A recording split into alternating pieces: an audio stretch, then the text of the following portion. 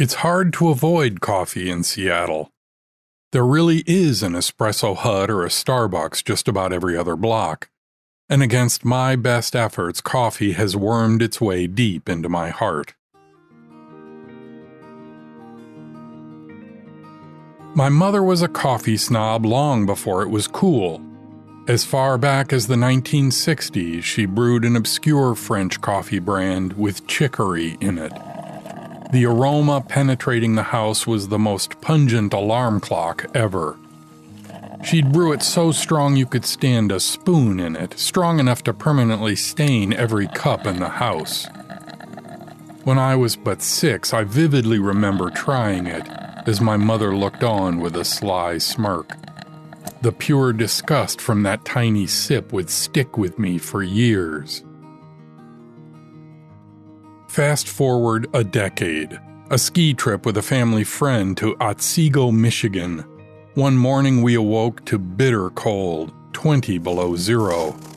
The snow crunched and the air burned, draining the motivation to venture outside. My best friend egged me on with a steaming thermos. Haunted by my mother's cup, I resisted. The instant blend of coffee he poured was little more than hot brown water with an acrid odor. The diametric opposite of my mother's sludge. It cemented my loathing for coffee and led to further years of abstinence. Another decade passed, my very first day on the job at Microsoft. Our liaison escorted a small group to the cafeteria for a mid-morning break. They had a dedicated Starbucks bar brewing a range of delights: lattes, mochas, Americanos. My host was having a doppio espresso. Others favored a latte. I had a simple drip coffee, black. With the first sip, the heavens opened.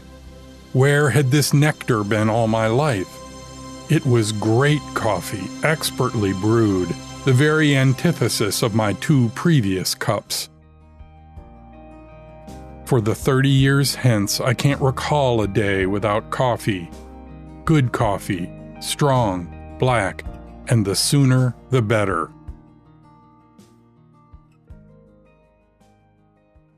This makes the simple unreliability of our Keurig machine a source of great frustration.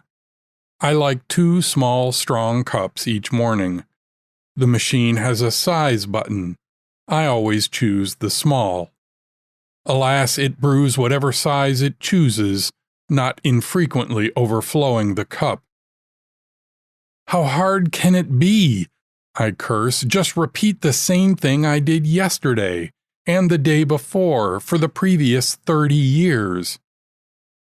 Simple repetition. How hard indeed.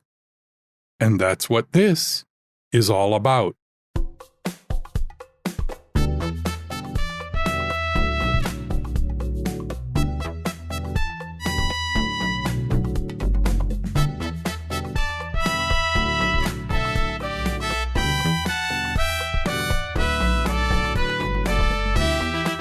This is Leading Smart, the show about managing in the brainpower age. It's a field guide to the joys and challenges of leading and working in the modern workplace. I'm Chris Williams, your guide to the stories and ideas that I hope will inspire you to be a better leader in the world of knowledge work. This episode continues the series on communication as a leader. This time it's about getting the message out. This is episode 220. Repeat after me.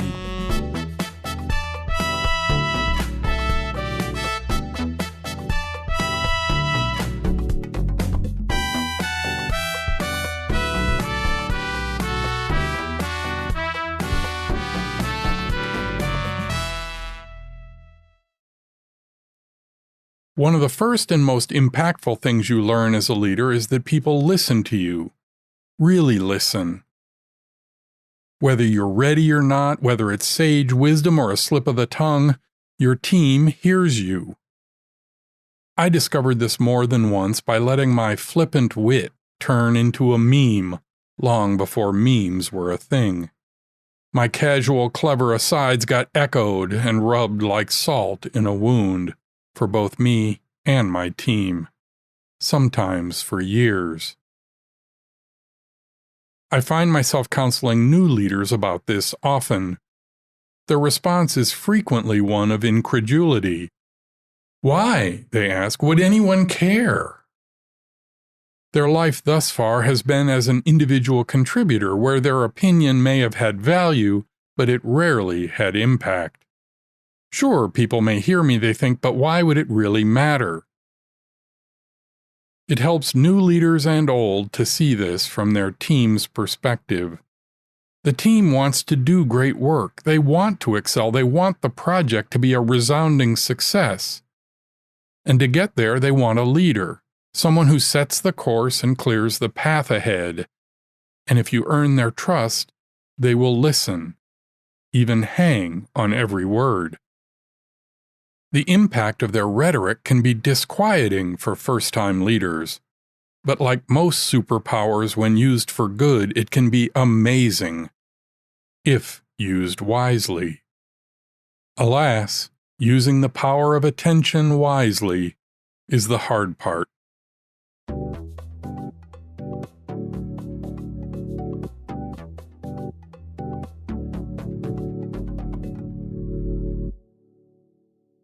We've talked about it here on this podcast several times, including a whole series in Season 1. Visions are important. They have strength. A clear, crisp vision can empower your team in many ways. It charts a distinct course, a defined direction. It provides comfort in times of uncertainty. It allows you and the team to make decisions, to decide what's on the path to the vision and what isn't. It even empowers them to decide these things in your absence. To enable this strength of a vision, you need to be clear. You need to tell them what the objectives are. You need to define the strategy and tactics to get there. You need to help them keep to the vision. And you need to repeat it. It's been proven for well over a century that the key to remembering things is repetition. For individuals, surely, but for organizations, even more so. In 1885, Hermann Ebbinghaus's famous study entitled On Memory showed that people need to hear something 7 times to remember it. Later studies have placed the number as high as 30 times. Whatever the number, people need to hear something again and again to make it indelible. Just ask any advertiser.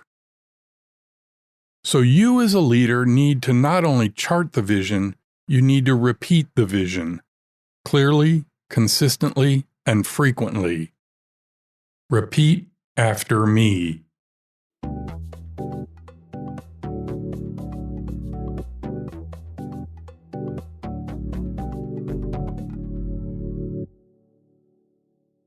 As a leader, you meet with people all the time.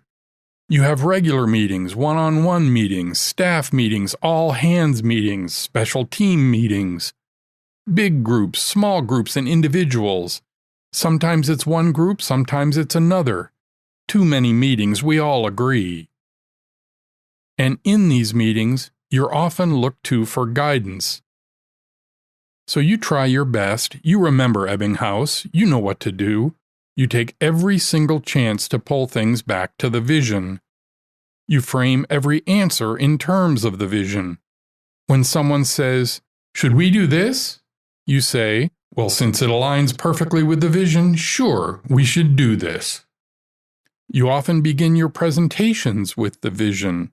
You make it part of performance reviews. You remind your boss and peer leaders about the vision. You use it when talking externally. You do it so often, you get sick of it. You see the vision in your sleep.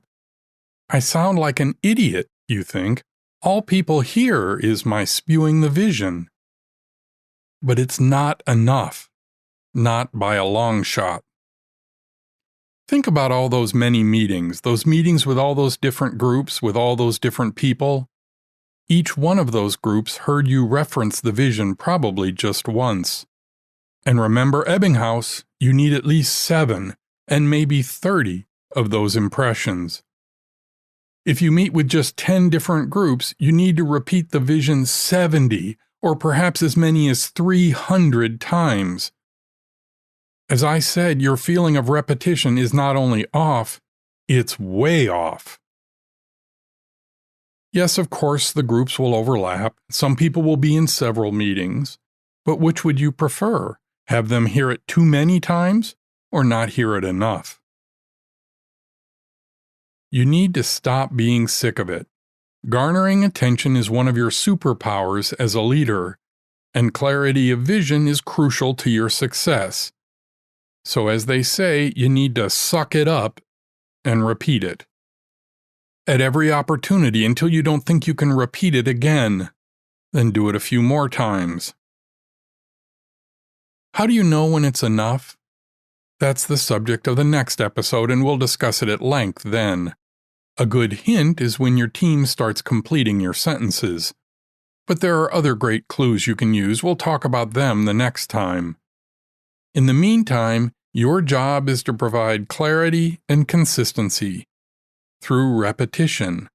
Repeat after me.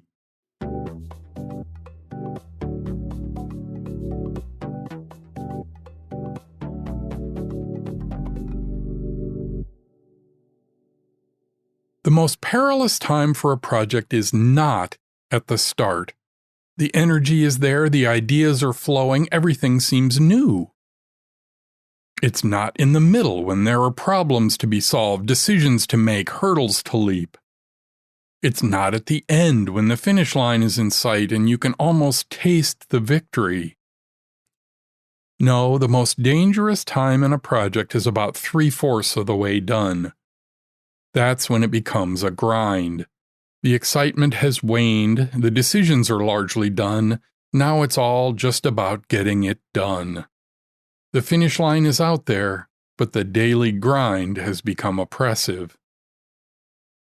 And the danger that looms largest? Distraction. The problem you're working on seems mundane, the challenge is known, it seems so boring. Yet the world is filled with new ideas, new challenges, more interesting things to imagine.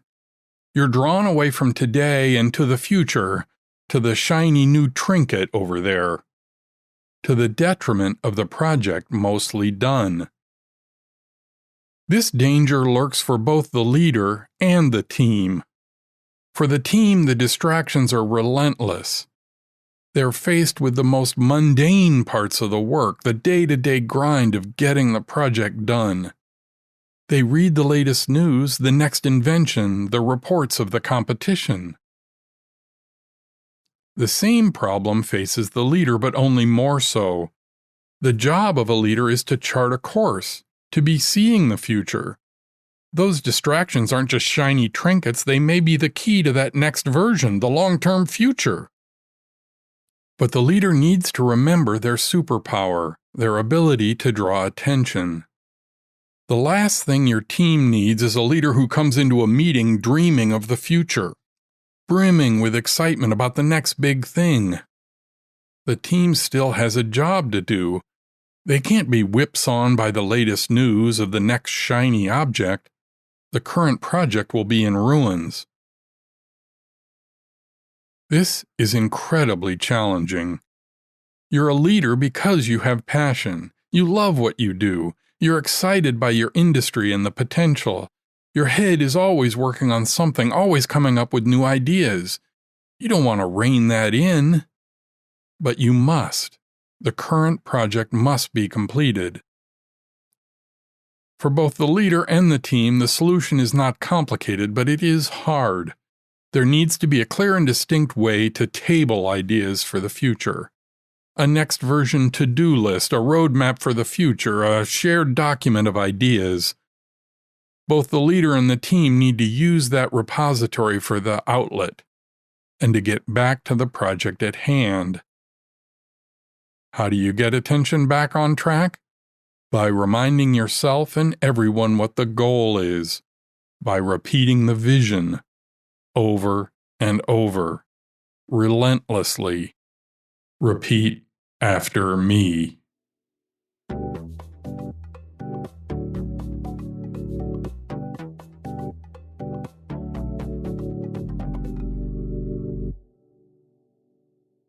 Finally, when you're deciding what to repeat, remember your culture.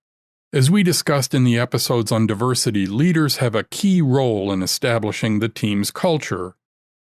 And the primary way to establish the culture is also through repetition. Here too, Ebbinghaus is right. You fix bad attitudes and define best practices through repetition. By being consistent in the way you act and the way you correct, time and time again. Culture is set by example, and once again, repetition is key. Next time, we'll begin to discuss how to know if you've been heard, if the messages are getting through, if you're affecting the culture. We'll go over how to determine how many times you need to repeat yourself, and how to know what's enough. But until then, remember that if you want to lead, you need to repeat after me.